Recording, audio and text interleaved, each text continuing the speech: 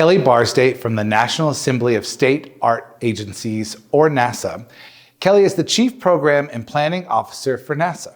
She draws on a deep knowledge to advise and train state arts agency staff, council members, constituents on public value fundamentals, effective advocacy, strategic planning, program design, and evaluation practices. We are grateful to Kelly for her invaluable support to Tennesseans For the Arts and the Tennessee Arts Commission. Thank you for joining us. Hi, everyone. I'm Kelly Barsdate from the National Assembly of State Arts Agencies, otherwise known as NASAA. We work with all the state arts councils, just like the Tennessee Arts Commission in the 50 states. I have a great job. I get to work with advocates from all across the country, so thanks for including me in your Advocacy Day program. I missed you last year, but I'm happy to be back to offer some national context for the work that you all are doing. Some of you know me, and those who do know that I'm a little bit of a data nerd, right? My dad was a scientist and my mother was a state arts council chair. So it's basically my destiny to study state arts councils for a living. And I've spent the last 32 years doing just that, crunching the numbers. And when I look at the data, Tennessee really does shine. Let me show you what I mean. Your state funding for the arts is on a positive upward trajectory. The national trend has been heading up too, but you can see from the chart that Tennessee has done better and been less volatile than the national norm. It shows that your advocacy is working. Zooming in on 2024, Tennessee is ranked 17th in the nation for per capita funding at about $1.53 a person. That's a respectable number. It is worth sustaining and worth growing. Now, how does that compare to neighboring states? Your legislators may not be too interested in New York or Minnesota, but they probably do keep an eye on what's happening right next door. So here's what I would call your friendly competition slide. Tennessee is doing better than many other Appalachian neighbors, but Missouri, South Carolina, and Ohio have historically been ahead of you on a per capita basis, and this year Mississippi hopped ahead too.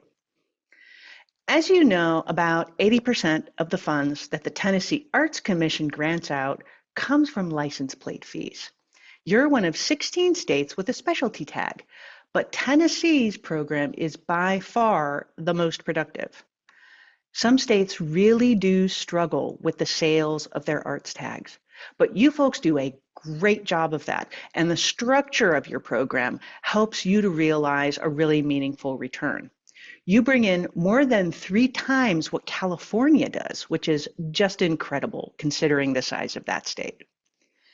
All this goodness doesn't happen by itself. It takes your work to promote the plates combined with strong legislative support for the statute.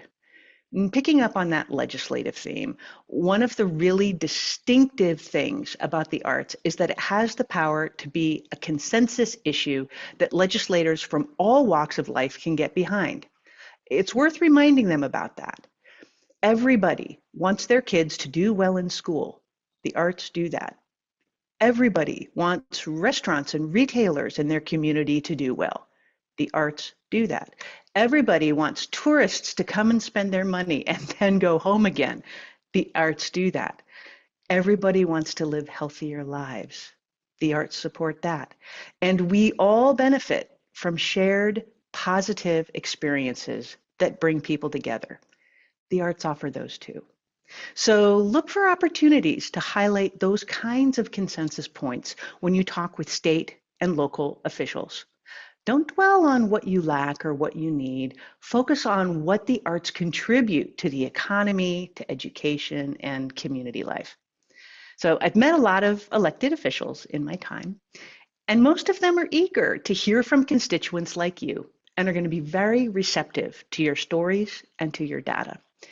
But every once in a while, I'll encounter a skeptic, right? Somebody who thinks that the arts are great, but doesn't think that government ought to be involved.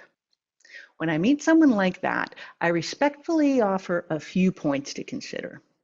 It takes both public and private arts funding to have a healthy creative ecosystem. Government devotes a lot less money to the arts than the private sector does, so the investment's modest, but the bang for the buck is outstanding. There are special things that public dollars do that private dollars don't. Public dollars make sure that all communities have a chance to experience the arts. Only about 5% of private funding goes to rural areas, for instance.